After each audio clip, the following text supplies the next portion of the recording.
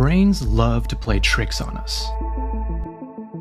The brain is a highly efficient machine, and in order to conserve energy, it likes to take the path of least effort, which means we might feel like we're learning when in actuality we could just be wasting our time. These are what we call the illusions of learning, and here are the top 3 that you gotta look out for. First, we have the illusion of competence. Have you ever read through a really complicated topic and felt like you actually understood it? It's like a light bulb moment. Or maybe the teacher explained a difficult math problem and all of a sudden it just clicked, like it actually made sense for once. That's your brain giving you a rush of dopamine. It's that aha moment. It feels great, right? Well, don't let it fool you. Our brains tend to overestimate how well we understand a topic. This illusion of competence often reveals itself when we're asked to explain the topic ourselves, or when we're asked to apply it to solve problems on our own. I've fallen into this trap for so many years, so many hours of my life wasted. I'd feel so good, like, dang, I actually understand this. And so as a result, I wouldn't study as much. And then I'd take the exam and realize, oh crap, I've seen this problem before, but I don't actually know how to do it. So don't fall into this trap. Remember to always practice your knowledge. Prove it to yourself that you know how to use it, and don't be tricked by the dopamine rush of the light bulb moments. A good rule of thumb is that if you can't explain a concept to someone else, like if you can't transfer your knowledge accurately from your brain to someone else's brain, then it's probably not well ingrained in your brain to begin with. Next is the illusion of familiarity.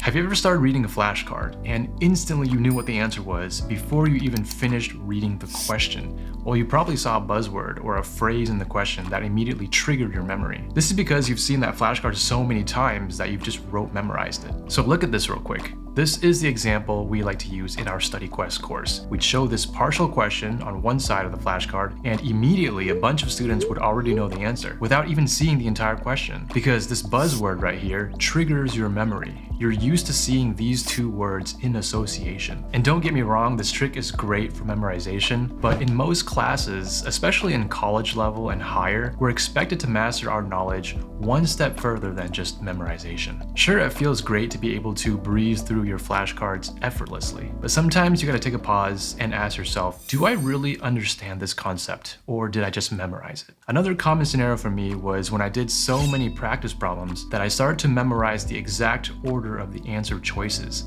and it got to a point where I would know the answer even before reading the question.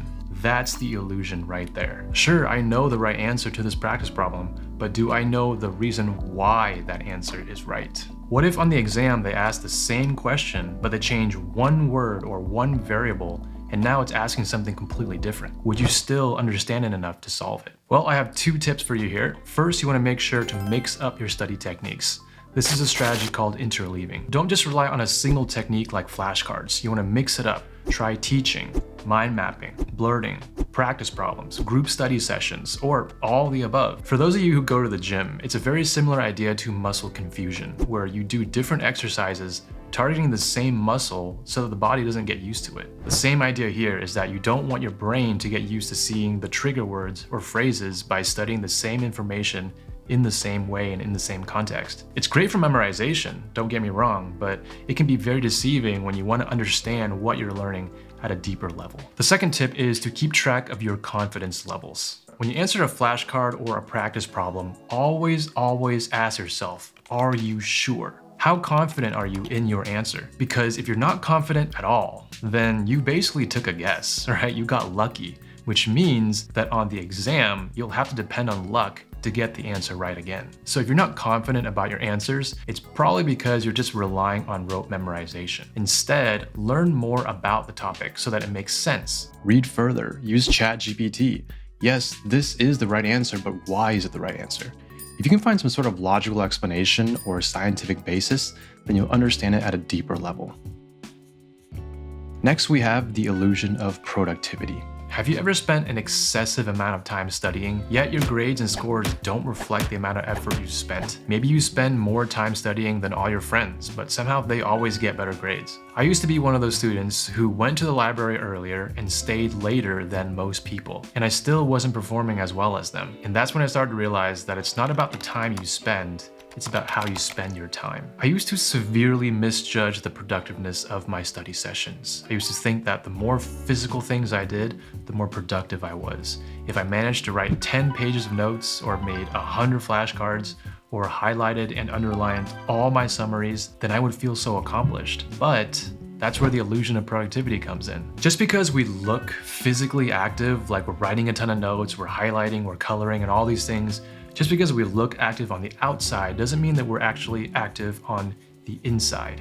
The inside meaning our cognitive activity. That's where it matters most. Because studying and learning are not the same thing. Studying is the physical action, like reading a book, writing notes, and learning is the cognitive outcome of studying, memory formation, knowledge retention. It's two completely different things. Just because we spend 8 hours studying, it doesn't necessarily mean we've achieved 8 hours of learning. It's the same thing as if we spent 8 hours lying in bed. That doesn't mean that we actually got 8 hours of restful sleep. If you're tossing and turning, if you're anxious, if you're scrolling on your phone all night, then of course you're not gonna fall asleep.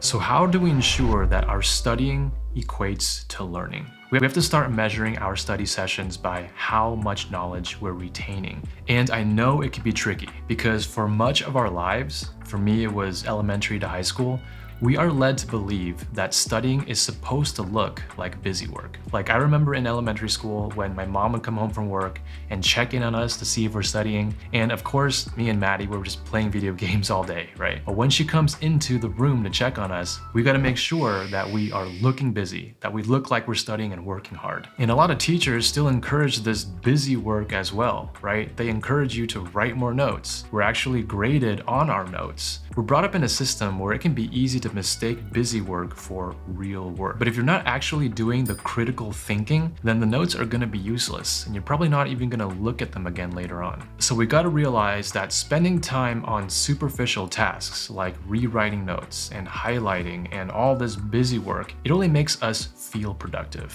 It gives us the illusion of productivity. But what's more important is engaging with the information, struggling, and thinking deeply. So the biggest tip I can give you here is always remember that the more cognitive effort you use, the better you're going to learn. And this cognitive effort and the feeling of confusion and struggle, it feels uncomfortable, right? But that's what learning actually feels like. So stop copying and rewriting your notes for the second time, and instead close everything and see if you can rewrite it from memory. Stop highlighting your lecture slides for the second time, and instead close everything and see if you can teach it. Why is that concept important? You gotta challenge yourself because the amount of time we spend doesn't matter nearly as much as the amount of thinking that we do. All right, if you want to see some step-by-step walkthroughs of the specific study techniques that I've mentioned, then we've compiled a comprehensive free library of techniques that you can find in the description below. If you want some more accountability and motivation, and you want to learn faster without having to go at it alone, then consider joining our course and community called StudyQuest. It's a brand new gamified academy for learning and productivity. I'll leave a link in the description below as well. Hopefully I'll see you inside, and I'll see you in the next video.